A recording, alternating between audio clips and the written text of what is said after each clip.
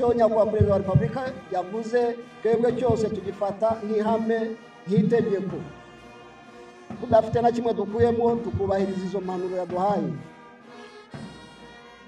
Impanuro ya mbere yatanze uwo munsi yatwibutsaga gukomeza gukoresha neza ururimi rwacu rw'Ikinyarwanda.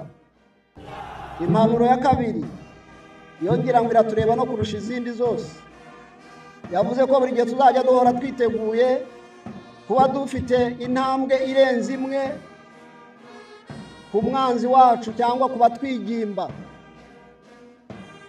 Ibyo ngibyo biri mu muco, mu maraso tugendana ya RDF, ingabo z'u Rwanda n'izindi nzego zishinzwe kubungabunga umutekano.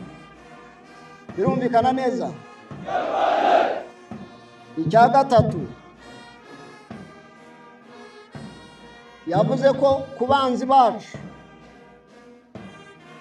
bacu igisubizo ni kimwe: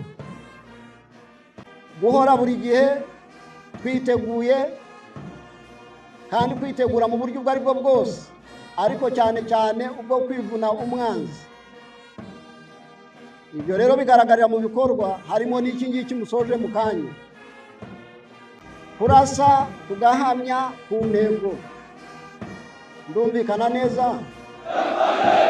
Ikindi nyakubahwa perezida wa repubulika yatubwiye, anaburira ruriya rubyiruko namwe muri mwo, nuko buri gihe tujya twirinda ibyo twita umurengwe. Ikindi nyakubahwa perezida wa repubulika yavuze ni ukwirinda amacakubiri n'imvugo ziganisha aho ngaho. Twebwe turi Abanyarwanda, abasirikare bose ntanababwira ibirenze.